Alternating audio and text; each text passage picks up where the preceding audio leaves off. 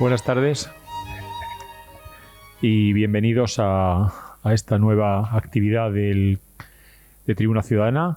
Si no me equivoco, la 1235. Esta actividad se enmarca dentro de un ciclo que también empezamos hoy, que es una de las actividades paralelas al 43º Premio Tigre Juan, que vamos a llevar a cabo este año. Y dentro de este ciclo, que llamamos La Huella del Tigre, pues vamos a tratar de tener aquí pues a personalidades relevantes del mundo de la literatura, y hoy damos inicio a este ciclo con la presencia de una de las escritoras más relevantes, más reconocidas de nuestro país, como es Laura Freixas, a la que le doy la bienvenida a Tribuna Ciudadana y también al Premio Tigre Juan. Y va a pronunciar una conferencia. En este caso, vamos a decir el título bien, titulada Lo autobiográfico y lo femenino en literatura, mi búsqueda de una tradición. La charla va a ser presentada por la vicepresidenta de Tribuna Ciudadana y también escritora, Virginia Gil Torrijos, y simplemente pues eso, agradecerle la asistencia y que disfruten de lo que va a ser verdaderamente un momento entretenido con la palabra de Laura Freixas. Virginia, tiene la palabra. Del título. Tradición. Bueno, pues muchas gracias a todos por su asistencia. Esperemos que la tormenta no se nos venga más encima. Bueno, pues me toca a mí presentar a Laura Freixas. ¿Quién es Laura Freixas? Bueno, Laura Freixas es una mujer. Laura Freixas es catalana, nacida en Barcelona en 1958, aunque actualmente reside en Madrid, lo que le da una visión peculiar y crítica sobre el llamado procés catalán. Laura Freixas es creadora, escritora, editora, crítica literaria y traductora, entre otras muchas cosas. En su faceta como editora fue directora de la colección literaria El espejo de tinta, aunque se dio a conocer por la colección de relatos El asesino en la muñeca. Como traductora, ha traducido a autores, inclúyase autoras, como Madame de Sévigné, perdón que mi francés es muy malo, no como el de Laura, André Gide o Virginia Woolf. Como escritora, publicaría ya su primera novela, Último domingo en Londres, en 1997, a la que le seguirían Entre amigas, en 1998, Cuentos a los 40, en el 2001, Amor o lo que sea, en el 2005, Los otros son más felices, en el 11, además de las dos autobiografías, varias autobiografías, Adolescencia en Barcelona, hacia 1970, que es del 2007, y dos volúmenes de sus diarios, Una vida subterránea, diarios de 1991 al 94, del 2013, Todos llevan máscara, diarios del 95 al 96, del 2018. También es autora de biografías, como esta, por ejemplo, de Sylvia Plath y Ted Hughes, que tengo aquí, que lleva por subtítulo Genio y Musa, Genia y Muso o Genia y Genio, que particularmente a mí me ha resultado bastante reveladora, sobre todo para la gente que le gusta la poesía o la poesía de Sylvia Plath. Laura Freixas es estudiosa y promotora de la literatura escrita por mujeres, de ese tipo de literatura que algunos califican como literatura de género, como si fuera una literatura menor o un subgénero secundario solo para el gineceo. En el 96 coordinó y prologó una antología de relatos de autoras españolas contemporáneas, Madres e hijas, y en el 2000 publicó el ensayo Literatura y mujeres. Hay dos obras que no he mencionado anteriormente, que las que creo que Laura se siente especialmente orgullosa, y es A mí no me iba a pasar, del 2019, y la recientemente publicada, justamente creo que esta semana, Saber quién soy, diario del 97 al 99. Laura Freixas también fue una de las fundadoras y la primera presidenta desde el 2009 al 2017 de la Asociación para la Igualdad de Género en la Cultura, Clásicas y Modernas. Laura Freixas también es conferenciante y columnista en diarios como La Vanguardia. Otro aspecto de la vida personal de Laura, que creo que ella no esconde, sino todo lo contrario, es que Laura Freixas es madre. Y créame, esto no es algo superfluo, porque lo mismo que un escritor que previamente hubiera sido soldado sabe bien de lo que hay en una guerra, porque lo ha vivido en primera persona, Laura escribe y escribe sobre la maternidad real, alejada de estereotipos, y eso no es algo menor ni anecdótico, porque concebir, parir, criar y cuidar a otros es algo que está en este mundo, que sucede, que ocurre y que históricamente es asociado siempre al rol de las mujeres. Pero ¿dónde están las grandes obras universales que hablan sobre ello? El gran poder de la literatura es el que nos permite empatizar, viajar, ver la vida desde la perspectiva de otra persona, alejada de nosotros mismos, en un espacio-tiempo, circunstancias distintos. Y de eso también habla Laura Freixas, de los conflictos que se generan o nos generan por ser mujeres, ser madres, ciudadanas políticas o escritoras. Conflictos que para muchas mujeres creadoras, como la ya mencionada Silvia Plath, se han resuelto a lo largo de la historia de forma trágica, violenta o suicida. Pero por eso les diré que considero a Laura Freixas una escritora imprescindible, porque Laura Freixas es pionera en las formas y en los fondos. Su prosa es brillante, trepidante y audaz, pero sobre todo, lo que hay en la literatura de Laura Freixas es ante todo verdad. Testimonio sí, pero testimonio de verdad. Bueno, muchas gracias Laura por estar aquí.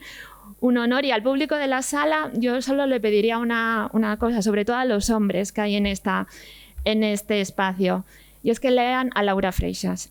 Si en serio creen en el poder de la literatura como revelación o como rebeldía, y si es verdad quisieran entender a las mujeres de este país, y si les interesa saber qué pasa por la cabeza de más de la mitad de las personas que conforman esta humanidad, lean, por favor, a Laura Freixas. Gracias.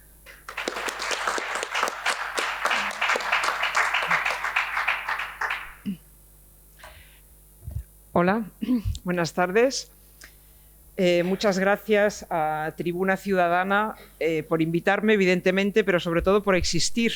Me parece maravilloso que desde hace 43 años y 1234, con 35 actos, se haga aquí algo tan necesario para una sociedad democrática como es hablar y escuchar. Algo que yo creo que además cada día es más necesario, dado el clima de polarización y crispación que a veces parece que se está extendiendo. Bueno, o sea que muchas gracias a Tribuna Ciudadana, muchas gracias a Javier Gámez por la invitación, muchas gracias a Virginia Gil Torrijos por esta maravillosa presentación que ha hecho. Gracias a ustedes por su presencia y por su atención. Les quiero decir que si quieren hacer fotos de la presentación, me parece estupendo. Además, voy a incluir recomendaciones de libros y quizá es una manera fácil de llevárselas a casa el hacer una foto. Yo voy a hablar de dos aspectos cada vez más deliberadamente presentes en lo que escribo, que son lo autobiográfico y lo femenino.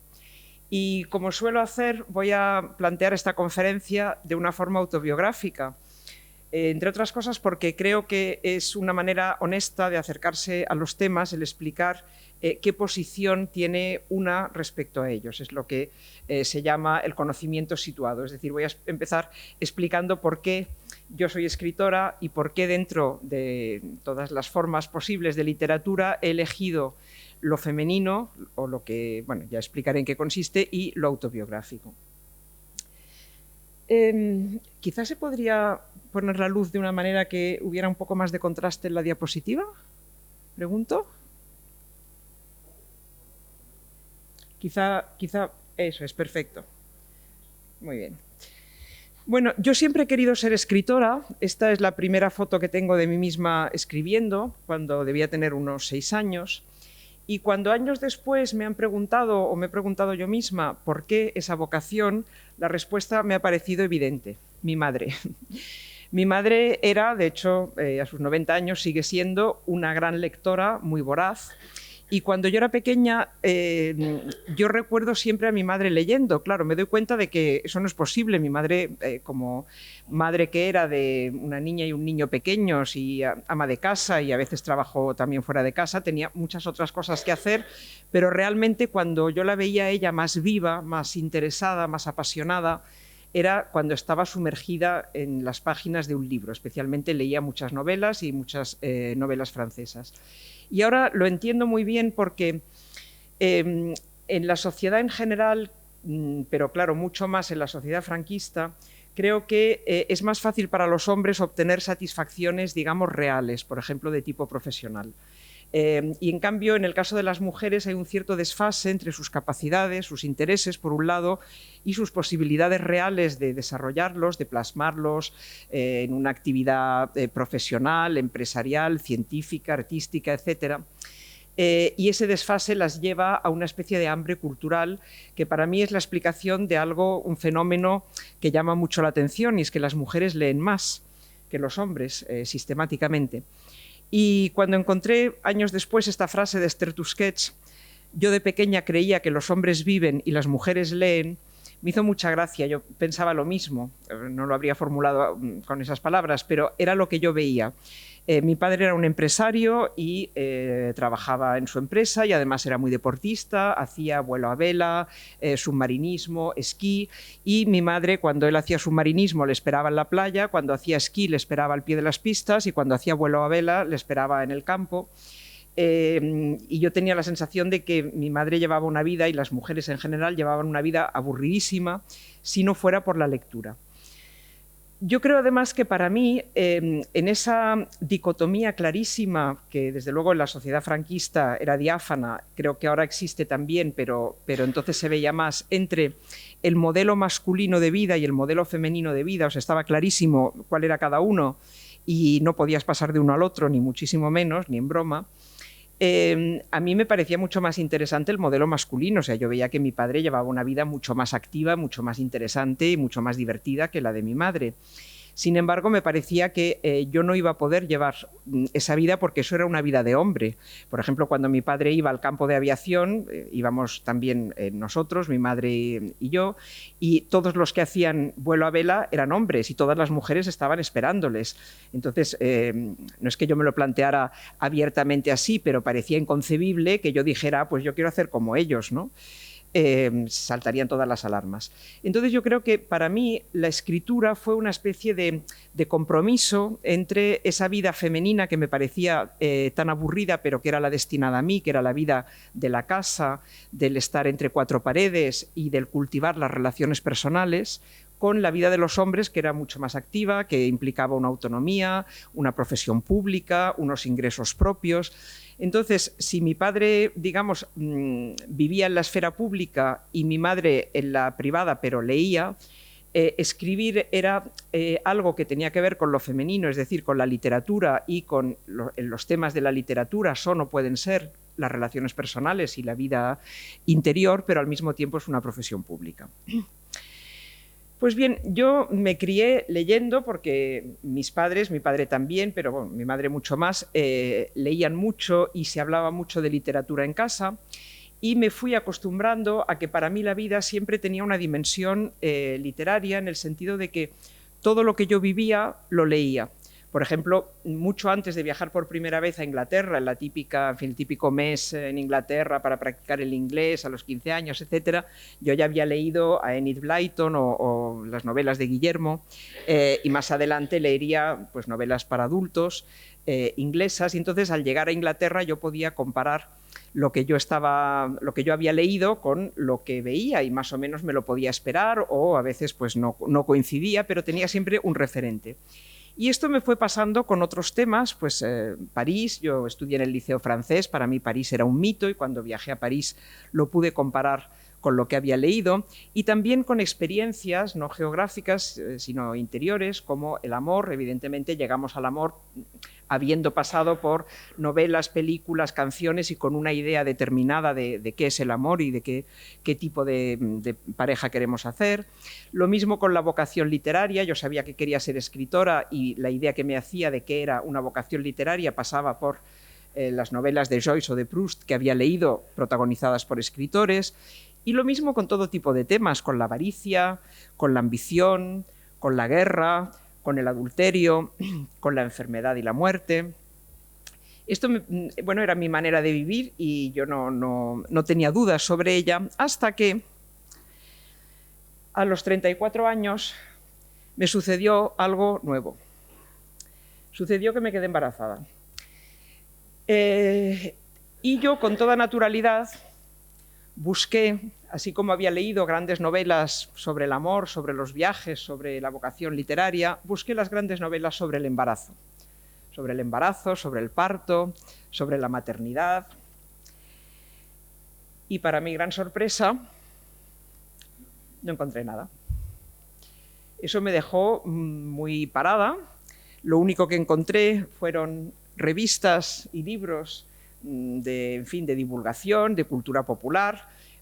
Eso me irritó muchísimo. Yo quería leer gran literatura, no podía entender cómo hay gran literatura sobre el adulterio, y si alguna vez quería ser adúltera, pues tenía toda una tradición literaria a la que acogerme. Y en cambio, para ser madre, que era una experiencia evidentemente importantísima para mí, para el mundo, para la sociedad en general, no encontraba más que estas cosas tan prosaicas, ¿no? Tan, prácticas, pragmáticas, que además me trataban a mí como si fuera una niña, me hablaban con diminutivos, me decían que tenía que recuperar mi tripita y cosas así. Entonces me enfadé mucho, no leí nada. Luego pues crié a mi hija, cosa que me hizo muy feliz, de la que hablo en este libro que publiqué anteayer, que se llama Saber quién soy, que es mi diario de esos años. Pero me quedó esa curiosidad, sobre todo cuando una amiga que vivía en Luxemburgo me vino a ver y a conocer a mi hija y me regaló un libro. Ese libro era una antología de historias, de relatos sobre la relación entre madres e hijas, que era otro tema sobre el cual yo no había encontrado nada.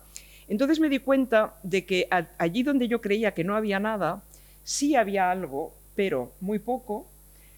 No se puede hacer un librito así diciendo historias de guerra, porque la literatura de guerra es inmensa, son miles de años de literatura, y en cambio sobre madres e hijas sí que se podía hacer un librito.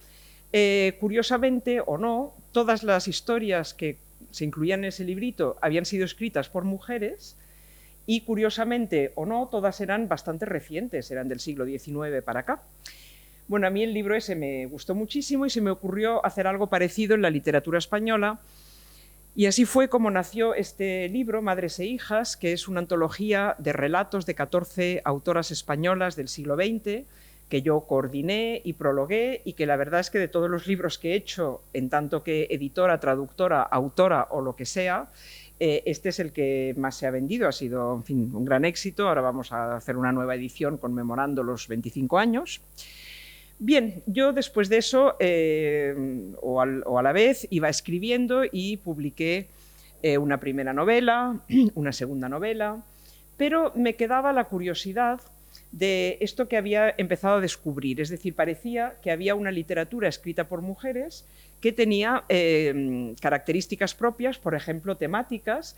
Lo había descubierto así por azar con el tema de madres e hijas. Entonces empecé una pequeña investigación por mi cuenta, me fui a la Biblioteca Nacional, descubrí que existen unos libros llamados diccionarios de la literatura universal, o de temas y personajes, o de argumentos de la literatura universal, hay bastantes, y entonces empecé a hojearlos, aplicando por primera vez lo que luego me di cuenta que se podía aplicar mucho y a todo, que es la perspectiva de género, es decir, preguntándome dónde están aquí las mujeres. ¿Y qué es lo que descubrí? Estos libros son como pequeñas enciclopedias que recogen los argumentos, los temas, los personajes que se repiten a lo largo y ancho de la literatura universal, desde la literatura griega hasta la de los indígenas de la Amazonia o hasta la literatura norteamericana. Entonces me fijé en los personajes y observé lo siguiente. Hay una serie de personajes que se repiten en toda la literatura universal porque encarnan características humanas, como por ejemplo la avaricia, el heroísmo, la traición. Luego también hay parejas de personajes, padres e hijos, amigos, rivales, el maestro y discípulo, con argumentos que se repiten, el maestro que supera al discípulo, los hermanos enfrentados, etc. Como digo, todos estos personajes se definen por características humanas, no masculinas ni femeninas. Por lo tanto, cabría esperar que esos personajes fueran la mitad hombres y la mitad mujeres, como lo son en la sociedad. Pues qué cosa tan rara. Todos estos personajes prácticamente eran hombres. ¿Y qué pasaba con las mujeres? ¿Es que no hay personajes femeninos en la literatura universal? Pues bien, descubrí primero que hay muy pocos, muchos menos que personajes masculinos. ¿Y estos personajes cuáles son? La bella indiferente, por ejemplo, la mujer fatal, la solterona, la amazona. ¿Y qué tienen en común todos estos personajes? Bueno, obviamente tienen en común que no se definen por características humanas generales, sino por su relación con los hombres. El avaro es avaro urbi et orbi, pero la bella indiferente es bella, o sea, deseable a los ojos del hombre que la desea y es indiferente con él. En cambio, pues puede no ser nada indiferente, puede ser una persona pues muy animada en sus otras relaciones sociales.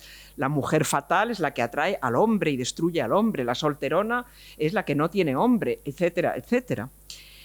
Y luego también me di cuenta de que no había parejas de personajes femeninos, es decir, había padres e hijos, pero no madres e hijas, o muy pocas. Había hermanos enfrentados, pero no hermanas enfrentadas, ni maestras y discípulas, y así sucesivamente. Y entonces eso me llevó a otra consideración. Me di cuenta de que las experiencias que son humanas, compartidas por todos, están en la literatura, como el erotismo o la muerte. Las experiencias que son exclusivamente masculinas, como la de hacer la guerra, también están en la literatura, pero en cambio las experiencias específicamente femeninas, como el embarazo, no están en la literatura. Eso me llevó a escribir un libro titulado Literatura y Mujeres en el año 2000 y es un tema sobre el que he seguido reflexionando. Mi último libro recoge artículos sobre la cuestión y se llama El silencio de las madres. Y eso, en paralelo a lo que, en fin, a mi práctica literaria, es decir, que yo cada vez que empezaba una novela, que es algo también que cuento en este diario que acaba de salir, ¿no? Voy a empezar una nueva novela, ¿de qué voy a hablar?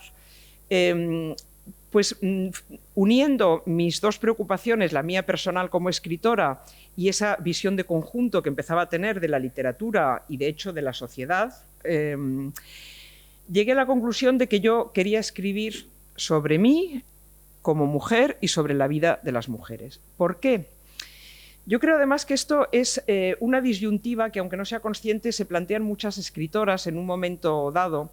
Cuando eres muy joven, el ser mujer quizá no te marca tanto, pero llega un momento de tu vida en que sí que te marca porque, por ejemplo, la experiencia de tener hijos o no tenerlos, de decidir tenerlos o decidir no tenerlos o querer tenerlos y no poder, son cosas que son muy importantes y entonces yo diría que lo lógico y natural es que quieras escribir sobre ellas y, sin embargo, yo creo que muchas escritoras, y de hecho algunas lo han dicho explícitamente, sienten que si escriben sobre temas femeninos se están como excluyendo a sí mismas de lo universal y haciendo una literatura de segunda, etcétera. Toda esa reflexión que yo había hecho me había servido para ver esto, pero también para combatirlo, porque me parece injusto, o sea, no me parece que sea inevitable. Entonces, ¿por qué quiero escribir sobre mi vida y sobre la vida de las mujeres? Bueno, en parte porque es lo que conozco, porque me interesa, pero sobre todo porque creo que es necesario socialmente, porque me he dado cuenta de que sabemos muy poco de las mujeres. Esto, bueno, dicho así quizá choca, pero es verdad. Por ejemplo, cuando leemos historia nos cuentan lo que han hecho los hombres y yo siempre me pregunto, o sea, hay una pregunta que desde hace muchos años me hago sistemáticamente. ¿Dónde están las mujeres? Me la hago cuando veo una foto en prensa de una manifestación en algún país donde todos los que se manifiestan son hombres y yo me pregunto dónde están las mujeres, hasta cuando leo un libro de historia, etcétera, y me he dado cuenta de que las mujeres están encerraditas en sus casas, no sabemos qué piensan, qué hacen, cómo viven, sabemos realmente poco. Creemos que las conocemos porque conocemos a unas cuantas, pero no tenemos una gran visión de conjunto y mucho menos cuando se trata de, en fin, otros países, otras épocas, etcétera. Y lo poco que sabemos, además, nos lo han contado los hombres, con lo cual son juez y parte, es una cosa filtrada.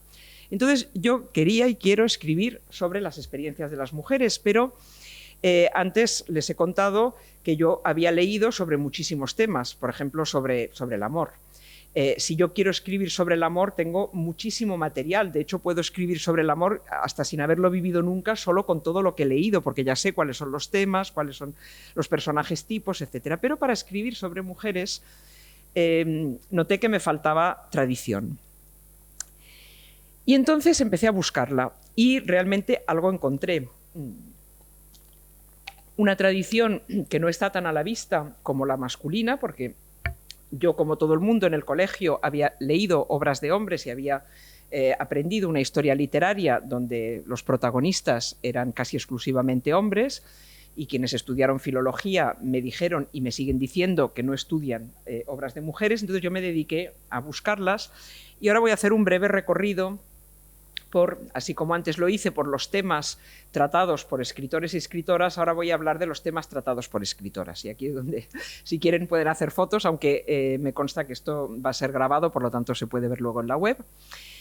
Sobre qué han escrito y escriben las escritoras que no sean temas tratados por los escritores o no de la misma manera. Pues, por ejemplo, el personaje de la niña o la adolescente, no vista como una Lolita, sino por sí misma, ¿no? Sin verla en relación con los hombres, como han hecho Ana María Matute en Paraíso Inhabitado o Colette en El trigo en ciernes. Luego, bueno, hay muchísimos más ejemplos. Han escrito sobre amigas, traigo aquí dos ejemplos, El grupo de Mary McCarthy y un libro de Simone de Beauvoir, que es el que acaba de salir póstumamente, que es el que estoy leyendo ahora mismo, que se llama Las inseparables, sobre la amistad infantil y juvenil de la misma Simone con Elisabeth Lacoin. Han escrito sobre maternidad. Curiosamente, todavía muy poco, es un tema muy tabú, pero algo han escrito. Adrienne Rich tiene este libro estupendo, Nacemos de mujer, que está entre el ensayo, el testimonio, la reflexión, y hay un libro maravilloso, una antología que se llama Maternidad y creación, textos de distintas escritoras, pueden ser poemas, reflexiones, fragmentos de diario, de novela, de mujeres que han escrito sobre la relación entre ser madre y ser escritora o creadora. Evidentemente han escrito sobre madres e hijas, como en la novela autobiográfica de Simone de Beauvoir, Una muerte muy dulce, o en esta que es de los años 60, creo, pero que se publicó con mucho éxito en España no hace mucho, Tú no eres como otras madres, de Angélica Schroffsdorf, una autora judía alemana. Han escrito sobre el aborto, que es una experiencia de las mujeres desde la antigüedad por lo menos, y que sin embargo es absolutamente tabú. Hay poquísimo escrito sobre eso. Yo he encontrado dos libros muy buenos los dos, El acontecimiento de Annie Ernaux y este de Irene Vilar, Maternidad imposible. Han escrito de erotismo, como sujetos, no como objetos del deseo de otro. Por ejemplo, lo hace Anaïs Nin en sus diarios amorosos, que son sensacionales, o Marguerite Duras en El amante. Han escrito sobre la violación y la prostitución desde el punto de vista de la mujer, cosa muy rara, o sea, son dos fenómenos desgraciadamente universales y muy presentes y sin embargo muy tapados, ¿no? Y desde luego, o sea, con la cantidad de violaciones que hay y de prostitución, es muy llamativo que conozcamos tan poco de esas experiencias desde el punto de vista de las mujeres. Lo han hecho una autora canadiense en este libro que me parece interesantísimo, que se llama Puta, Nelly Arcan es la autora, y este libro maravilloso que es el diario de una periodista que vivía en Berlín cuando entraron las tropas rusas violando a diestro y siniestro, y se titula Una mujer en Berlín. No se atrevió ni siquiera a publicarlo con su nombre, sabemos quién es, pero lo publicó anónimamente. Hace poco en Francia hubo un libro que fue un escándalo, El consentimiento, de Vanessa Springora, donde esta mujer, que ahora tiene 50 años, cuenta cómo a los 14 o 15 fue seducida por un escritor mucho mayor que ella y muy conocido, o los abusos en la infancia y el incesto. Los han tratado todavía muy poco, pero ya los están tratando algunas autoras en distintos formatos, por ejemplo, la novela gráfica, como en La muñequita de papá, de Debbie Drexler. También el maltrato y la violencia, esto ya lo trataba Emilia Pardo Bazán, en muchos de sus relatos aparece, y hace pocos años se publicó una antología que incluía los relatos donde ella habla específicamente de este tema, se llama El encaje roto, o en esta novela gráfica, Quiéreme bien, que es muy impresionante sobre cómo una pareja, una relación que empieza siendo de enamoramiento, termina siendo de maltrato. Me parece muy curioso que una y otra vez las autoras de estos libros no se atrevan a publicarlo con su nombre. Rosalind Penfold es un seudónimo. Y luego una experiencia que también, curiosamente, es absolutamente universal desde siempre, que es la vida del ama de casa. Yo, bueno, afortunadamente no he conocido estas experiencias traumáticas de las que acabo de hablar y, sin embargo, yo, como creo que todas nosotras en distinta medida, a tiempo total o parcial, he sido ama de casa. Y me llama mucho la atención que la literatura no cuente cómo es ser ama de casa, ¿no? Como si fuera a priori, por definición, algo que no tuviera ningún interés.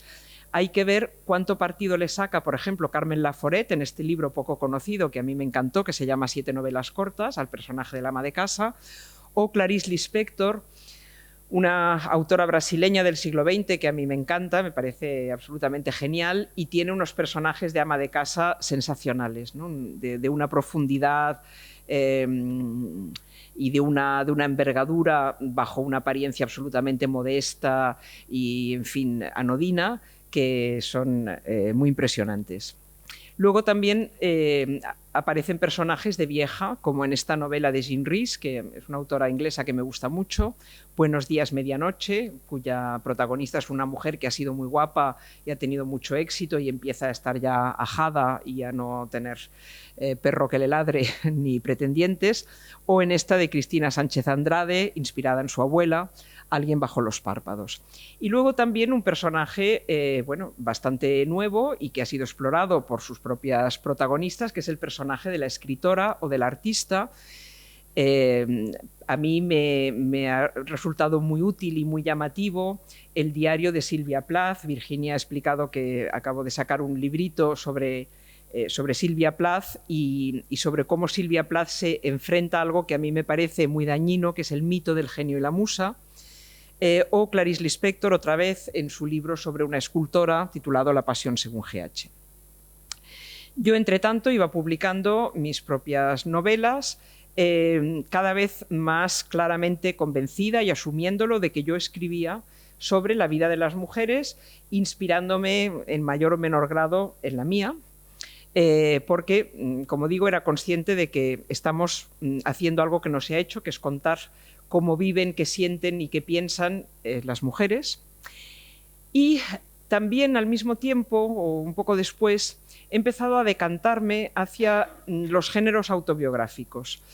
Yo esto lo atribuyo, así como mi vocación literaria la atribuyo a mi madre, mi gusto por lo autobiográfico lo atribuyo a mi educación francesa, porque, como dije, estudié en el liceo francés, luego viví en Francia, después viví en Inglaterra y allí conocí unos géneros que en España existían mucho menos, como el género del diario o el de la correspondencia o el de la autobiografía, las memorias, o un tipo de libro que se ha puesto de moda en las últimas décadas que se llama en inglés memoir, que no son memorias, sino que es contar una experiencia determinada. Por ejemplo, Joan Didion cuenta la muerte de su marido y el año de duelo después de la muerte de su marido en el libro El año del pensamiento mágico. Esto no es novela, no son unas memorias, no sabemos si es exactamente una autobiografía, porque tradicionalmente la autobiografía se entiende que empieza con el nacimiento y va hasta el momento de la escritura. Entonces esto es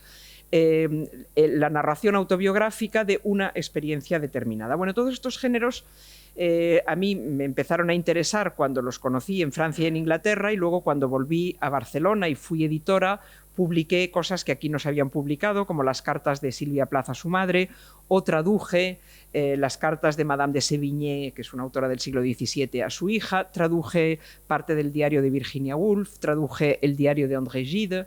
Esto también lo cuento en el diario que acabo de sacar. Hay una pregunta que me cuesta mucho contestar, Y es una pregunta que me hacían mucho cuando publiqué mi último libro, bueno, ahora mi último libro esta semana ya es otro, pero mi libro de 2019 titulado A mí no me iba a pasar, que es una autobiografía. Y entonces había gente que con muy buena intención me decía, pero ¿por qué has hecho una autobiografía y no una novela? Si es que podía haber sido una novela solo con que le llamaras novela y cambiaras los nombres. Y yo lo que no entendía era qué habría ganado ese texto. O sea, si el texto era el mismo, sería igual de bueno, malo o regular, le llamara novela o le llamara autobiografía y pusiera mi nombre o me inventara un nombre de personaje. De hecho, los nombres están cambiados excepto el mío, pero bueno, el mío es el fundamental para decir lo que Philippe Lejeune llama el pacto autobiográfico, es decir, es mi manera de decir esto es verdad y lo he vivido, o sea, esta es mi vida, ¿no? Entonces, por una parte, yo no entendía por qué me preguntaban eso. Bueno, entendía que estaban dando por supuesto que una novela, porque sí, por definición, es mejor, es más literaria que una autobiografía. Pero esto me parece absurdo, ¿no? O sea, es como dar por supuesto que si haces literatura considerada de mujeres, porque hablas de temas de mujeres, pues estás escribiendo para las mujeres. ¿Perdón? Entonces la Ilíada, que habla de guerra, es literatura de hombres sobre hombres y para hombres, o Moby Dick, ¿no? ¿Verdad? Entonces, igual de universal es un tema que otro. Bueno, es decir, son como esos prejuicios que hay que examinar. Pero es que además a mí me parecía, de hecho, lo contrario. Me parecía que mi libro tenía más valor por el hecho de que yo ponía mi nombre y confesaba que sí, que eso era lo que yo había hecho, lo que había vivido, incluso cosas de las que no estaba ni estoy orgullosa. Y encontré una manera al final de definirlo que es a través de una metáfora. Dije, es igual de difícil caminar sobre un alambre situado a 1 metro del suelo que caminar sobre un alambre situado a 100 metros del suelo. Pero a 100 metros del suelo tiene más emoción para el que escribe y para el que lee, porque ahí te estás jugando algo. O sea, porque, por ejemplo, si cuentas algo vergonzoso o ilegal o etcétera, el oprobio va a recaer sobre ti. Entonces, no sé muy bien explicar en realidad por qué, pero me parece que eso tiene más valor y yo desde luego leo con mucho más interés y mucha más emoción un libro como por ejemplo este que he puesto de Irene Vilar que se llama Maternidad imposible, donde la autora explica una pareja con un hombre que obviamente para mí es un maltratador de libro, psicológico pero un maltratador, y cómo ella una y otra vez se queda embarazada supuestamente sin querer y aborta, y así hasta 15 veces. Bueno, pues esta historia que es terrible y que a mí me ha hecho pensar mucho sobre la sumisión voluntaria de tantas mujeres al maltrato, por qué se someten a eso, por qué hacen cosas tan irracionales, etcétera. Para mí ese libro tiene mucho más valor sabiendo que lo firma Irene Vilar y habla de Irene Vilar, que no sé quién es, ni sé si ha escrito nada más, ni la conozco, ni me importa, pero tiene mucho más valor que si con eso hiciera una novela. ¿Qué dificultades tiene este género? Y eso también lo hace para mí más estimulante. Bueno, los prejuicios de la crítica, ¿no? Este que ya he explicado, el prejuicio contra la autobiografía, como que, bueno, la autobiografía es lo que se escribe cuando pues, no tienes imaginación, no tienes realmente un gran mundo literario, entonces ya, eso me acuerdo que lo dijeron cuando Javier Marías publicó una autobiografía y dije, bueno, el pobre Javier Marías está acabado, ya solo le queda publicar sus memorias, ¿no? Cuando yo creo, al contrario, que es un género que tiene todavía muchísimo por descubrir y o sea, es un género todavía relativamente nuevo y minoritario en el que hay mucho por descubrir. También, lo he mencionado, ¿no? La crítica tiene prejuicios contra la literatura que llama de mujeres, es decir, aquella que no solo está escrita por una mujer, sino que habla de las experiencias de las mujeres, y la considera una literatura de segunda categoría. ¿Por qué? Pues porque todo lo femenino está desvalorizado a priori y porque se considera que lo masculino es universal, que encarna lo humano, que la guerra o hasta la caza de ballenas, en el caso de Moby Dick, son experiencias que por analogía afectan o representan a toda la humanidad y en cambio las experiencias de las mujeres se supone que no tienen esta capacidad, que no son universales, que son particulares. Luego, también lo he mencionado por la vulnerabilidad, es decir, escribir autobiografía o diario es exponer cosas que no nos gustan.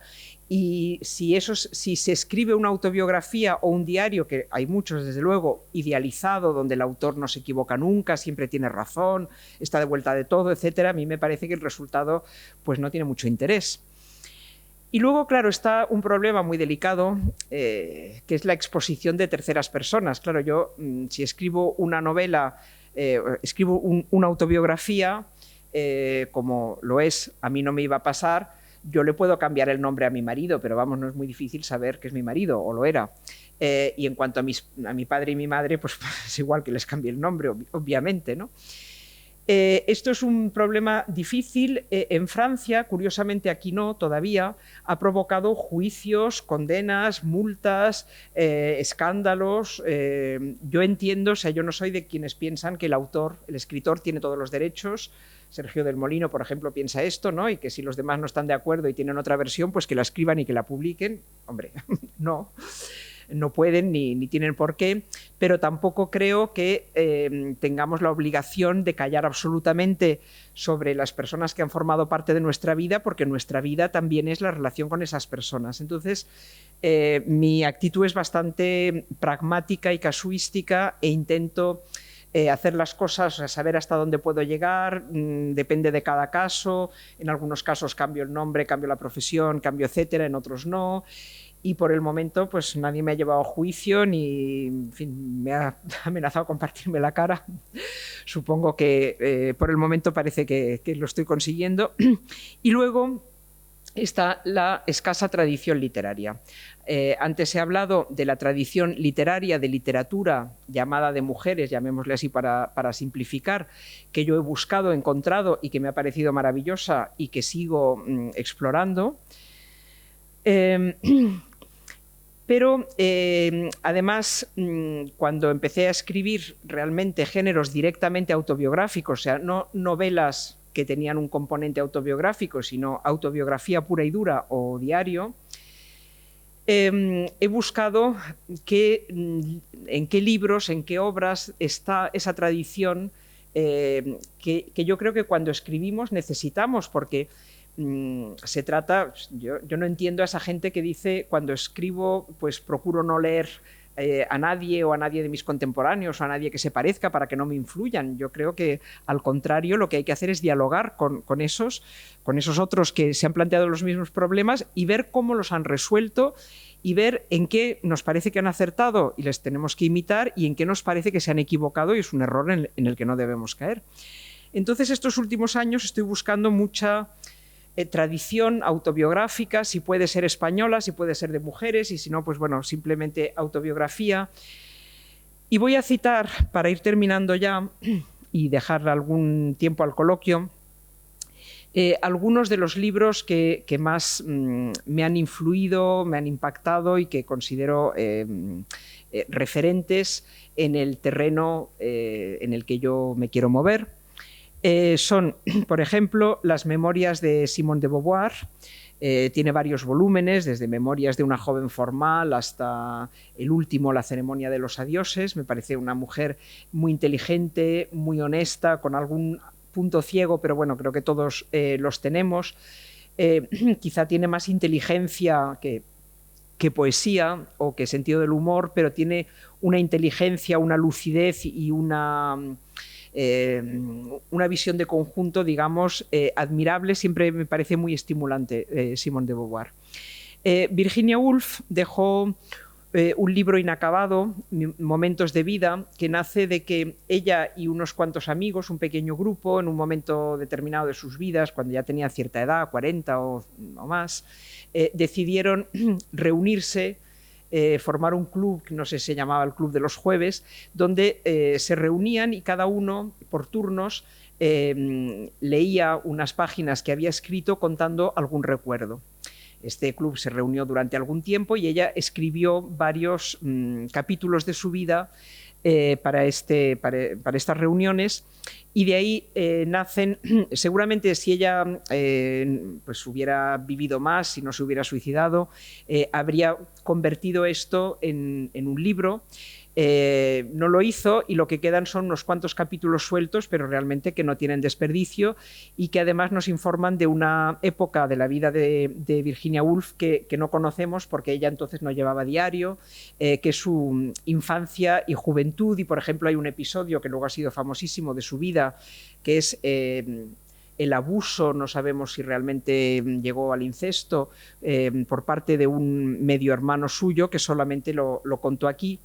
Esto parece muy cínico lo que voy a decir, pero la ventaja de estas muertes tan trágicas como la de Sylvia Plath o la de Virginia Woolf es que nos legan unos textos que probablemente si ellas hubieran podido corregirlos o destruirlos lo habrían hecho, pero quedaron así, quedaron. Entonces la brutal sinceridad del diario de Sylvia Plath, también el diario de Virginia Woolf y este libro, Momentos de vida, no habrían existido si sus autoras hubieran vivido más. Estos dos libros para mí son fundamentales y creo que de alguna manera están muy presentes en mi libro A mí no me iba a pasar. Uno es La mujer helada, de Annie Ernaux. Annie Ernaux es una autora que a mí me encanta. En Francia es muy conocida, aquí no termina de serlo. Yo creo que la dificultad de pronunciar su apellido también tiene algo que ver. Es una autora que dice que hace antropología de sí misma, que siempre escribe sobre sí misma y sobre sus propias experiencias. Antes cité un libro de ella en el que se llama El acontecimiento, en el que cuenta cómo a los 20 y pocos años, en Francia, en los años 50, tenía un novio, que luego fue su marido, se quedó embarazada y se encontró con que ya no quería tener ese hijo, quería abortar, pero eso era ilegal, y entonces va contando, pues es un libro breve, como casi todos los suyos, va contando cómo busca dónde abortar, cómo termina abortando en una cocina, a manos de lo que en francés se llama, con una expresión muy curiosa, una hacedora de ángeles o fabricante de ángeles. Y en este libro, La mujer helada, cuenta su vida de ama de casa. Y eso a mí me pareció sensacional, o sea, la idea en sí de contarlo, o sea, cuenta cómo, de hecho, siempre pensé que este libro partía, aunque no lo diga, de la frase de Simone de Beauvoir, no se nace mujer, se llega a serlo, y que ella se ha preguntado a sí misma cómo llegué a ser mujer cuando yo no quería serlo. O sea, mujer en el sentido de ser una señora, ¿no? Una ama de casa, pues que dedica sus días a ir a la tintorería, a hacer la compra, etcétera, ¿no? Cómo va cayendo en esa trampa. Ese libro está muy presente, como digo, en A mí no me iba a pasar. Para mí Annie Ernaux es una gran maestra. Y luego otro libro que parece que no tenga nada que ver, que es La forja de un rebelde. Es una trilogía, de hecho, de Arturo Barea, un señor, bueno, que tuvo muchas profesiones de la España de la República, que después de la guerra él sale huyendo de España antes del fin de la guerra y se va a vivir a Inglaterra, donde morirá. Y entonces él, que tiene vocación y don para la literatura, decide contar su vida, pero contar su vida sobre todo en tanto que ejemplifica esa locura homicida que llevaría, o sea, esa España que llevaría a la guerra civil. Y lo hace en este libro maravilloso, La forja de un rebelde, son tres tomos. Y ese planteamiento es el que me gustaría aplicar a mí. Es, como dice Víctor Hugo, cuando hablo de mí, hablo de vosotros. Es decir, yo quería contar mi vida para producir lo que parece que he producido, y me da siempre mucha satisfacción cuando alguien me lo dice, cuando viene una mujer y dice, a mí tampoco me iba a pasar, he leído tu libro y me he reconocido, ¿no? Bueno, eso era lo que yo quería, que más allá de todo lo que hay en mi historia, que es absolutamente particular, como el haber nacido, pues no sé, en el año 58 en Barcelona y en la burguesía catalana, a pesar de eso, hay mucho en mi experiencia y yo quería saberlo y que estuviera siempre presente, sin decirlo, que es generalizable. Y en ese sentido, el maravilloso libro de Barea para mí es un gran ejemplo. Entonces, bueno, con todos estos mimbres y con esta tradición, que es escasa pero intensa, escribí primero una autobiografía titulada Adolescencia en Barcelona hacia 1970, que ahora está descatalogada, pero se va a reeditar en breve. Y, como digo, este libro, A mí no me iba a pasar. Y luego yo llevaba un diario. También creo que es por influencia eso, de la cultura francesa e inglesa, porque de hecho lo empecé a llevar, lo había llevado de pequeña, pero luego en fin, me habían regalado el típico libro que pone mi diario en letras doradas con un candado y había llevado algo de diario, pero luego lo dejé.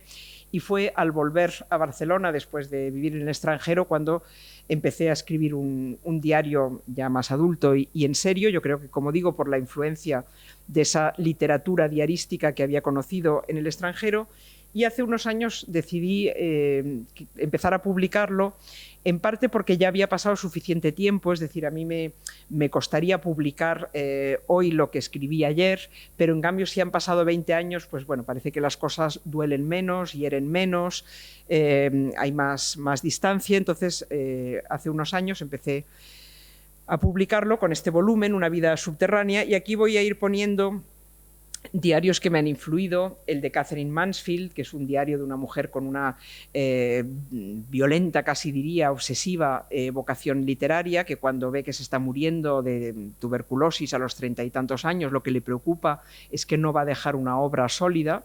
Afortunadamente se equivocaba, porque lo que había escrito ya formaba una obra sólida. Luego, otro diario que me ha influido mucho, yo no me atrevo a recomendarlo porque sé que es una cosa un poco rara, pero es el diario de Rosa Chazelle. Rosa Chazelle tiene un diario que a mí me gusta mucho, a pesar de que cuenta pocas cosas. O sea, la típica entrada del diario de Rosa Chazelle es: ayer F me dijo una frase que me ha dejado destrozada. Entonces, 2 páginas sobre cómo está destrozada por la frase que le dijo F, sin decir cuál fue la frase ni quién es F. Bueno, yo entiendo que esto es un poco difícil de leer, Rosa Chazelle es difícil de leer en general, pero tiene una honestidad y una lucidez consigo misma que pocas veces he visto, porque el diario es un género que se presta, desgraciadamente, a que la gente lo publique un poco como en forma de escaparate: mirad qué estupendo soy. Y ella, en cambio, es brutal consigo misma. Hay un momento en que, bueno, ella lo sabía, que ella era una persona difícil. Hay un momento en que dice: provoco un coup de foudre, un flechazo negativo, odio a primera vista. Y luego hay otro momento en que dice: todo el mundo me odia porque sospechan que la opinión que tengo de ellos es atroz. Y es verdad, o sea, no se equivocan, pero si supieran la que tengo de mí misma. Y este es mi último libro, que, vamos, estoy un poco emocionada porque es la primera ciudad en la que lo presento o hablo de él, porque salió anteayer.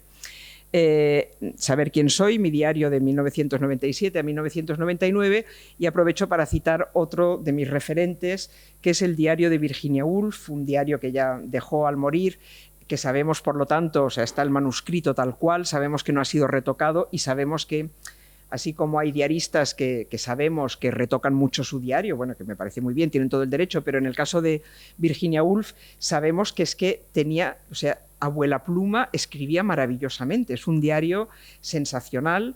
Y yo publiqué, cuando era editora, y traduje yo misma 2 de sus volúmenes. Y por último, ya para terminar, hay algo que puede sorprender, y es el hecho de que yo publico ahora un diario en el que cuento cosas.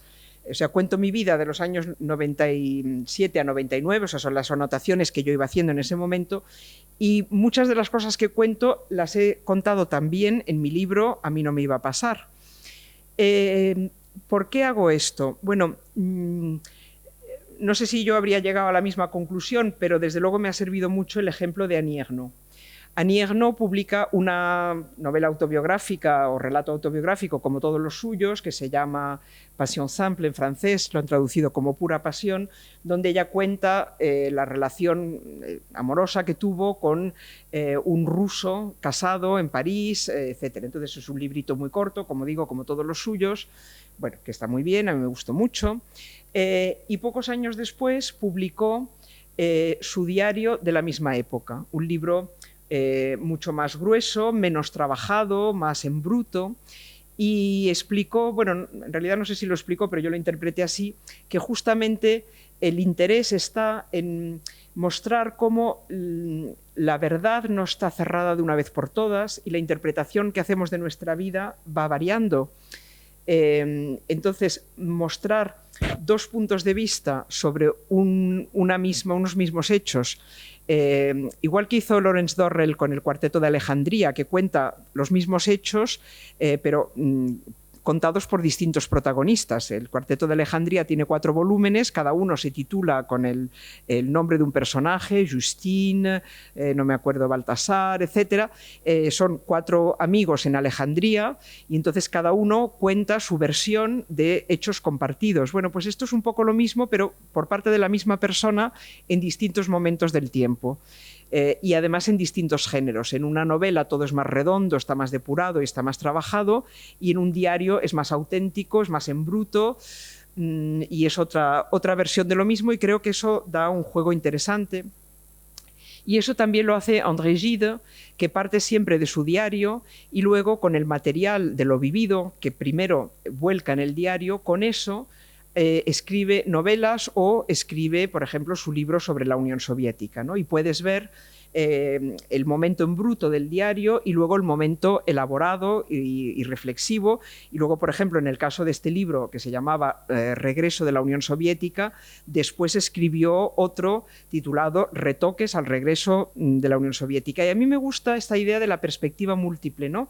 Como decía Doris Lessing, a medida que vives, vas como subiendo una montaña a medida que pasan los años, y entonces a medida que subes, no solamente lo que ves ante ti, el futuro, es distinto, sino que miras atrás y la perspectiva que tienes no es la misma cuando estás a 1000 metros que cuando estabas a 100 metros, ¿no?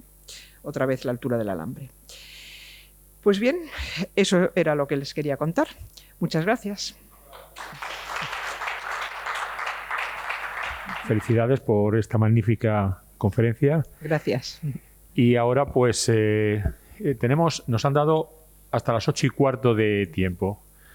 Entonces tenemos un cuarto de hora aproximadamente para posibles intervenciones. A ver, ahí tenemos la primera pregunta. Bueno, ante todo enhorabuena, me ha encantado. Y luego quería hacer una pregunta, Laura. ¿Usted considera que las memorias tienen algo de terapéutico? Sí, ciertamente.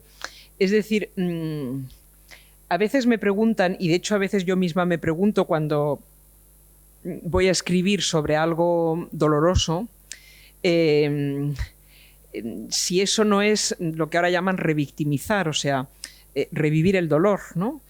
Y sin embargo, en parte sí, o sea, es difícil.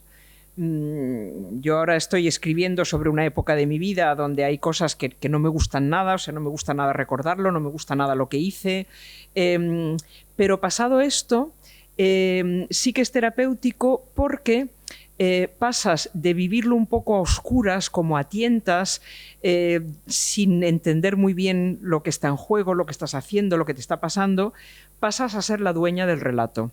Para empezar, puedes contarlo como quieras. O sea, si quisiera falsearlo completamente y para quedar bien, para quedar yo como, en fin, tener el papel más bonito, lo podría hacer. Lo que pasa es que creo que eso no tiene interés y no es lo que quiero. Pero solo, aunque lo que cuente me haga quedar mal, solo el hecho de ser yo quien lo cuenta, pues me hace hacer las paces con aquello, ¿no? Porque quizá lo peor es eso, lo peor de esas experiencias tan negativas es el sentir que no controlas tu propia vida y que no la entiendes. Y sin embargo, esas mismas experiencias revividas, por supuesto, revividas tranquilamente en tu casa, sin riesgo y pudiéndolo dejar en cualquier momento, pero sobre todo con la comprensión y con el dominio del relato, le quita el principal aguijón, ¿no? Perdón.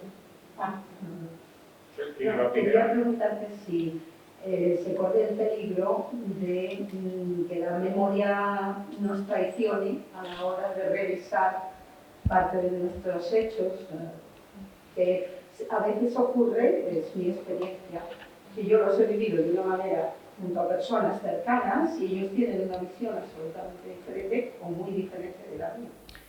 Bueno, son dos problemas. Uno es que mi recuerdo y mi interpretación ciertamente son distintos de los demás, ¿no?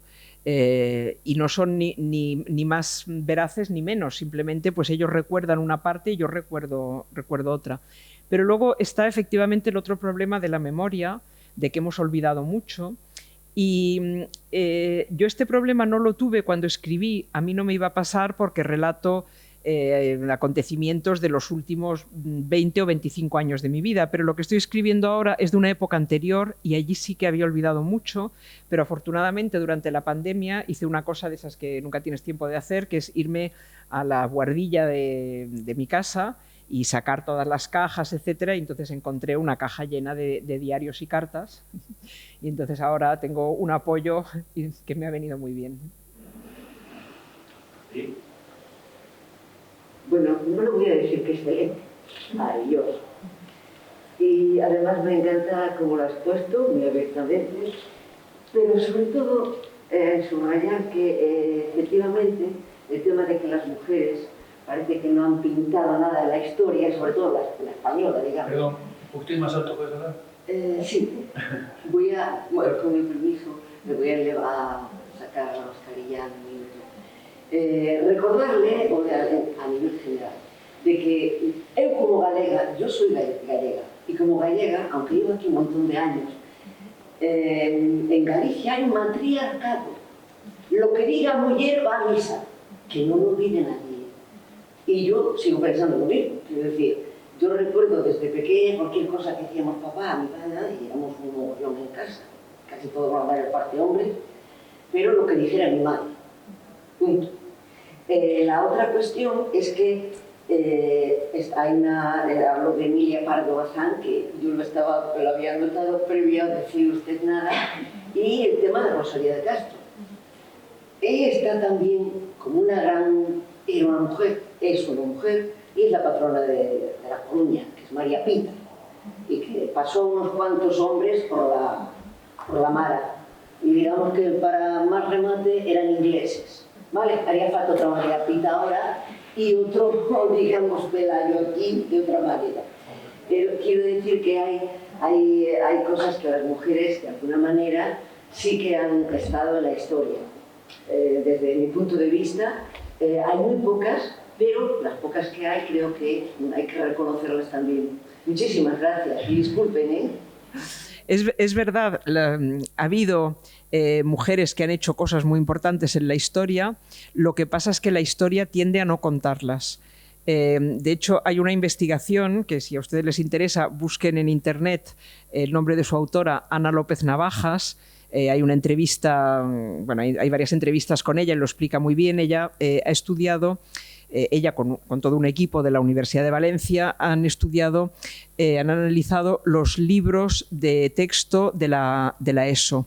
Entonces han contado, entre los nombres propios que se citan en todas las asignaturas, cuántos son de hombres y cuántos de mujeres. Y han encontrado que son de mujeres el 7% de los que se citan.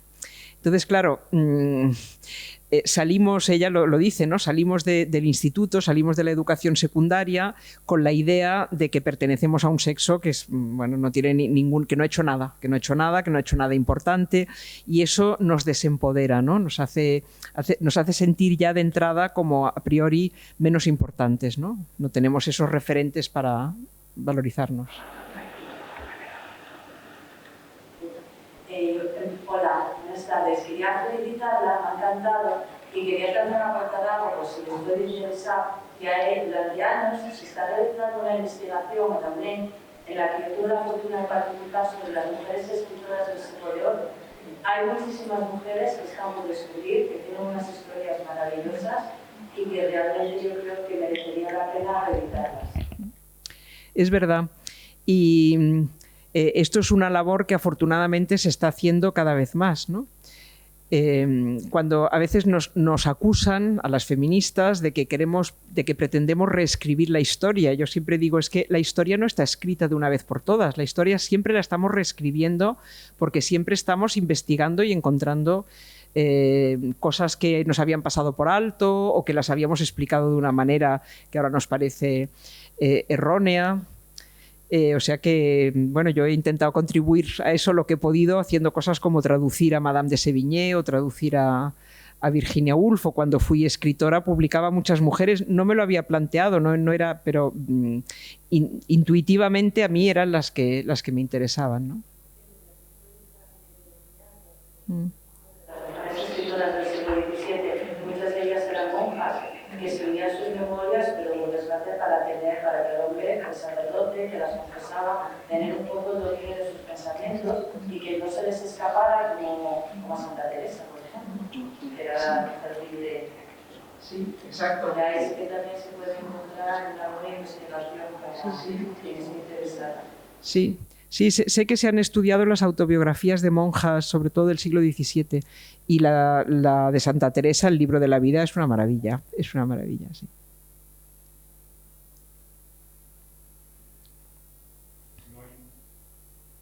¿No hay más preguntas? Bueno, pues entonces nada más que agradecerle a Laura el que haya estado con nosotros. Esperamos verla en otra ocasión aquí en Tribuna Ciudadana. Volver, Javier. Y, me han tratado muy bien. A los demás, pues muchísimas gracias por asistir, y al principio que se me olvidó también nuestro agradecimiento al Club Prensa Asturiana por acogernos en esta sala. Hasta la próxima.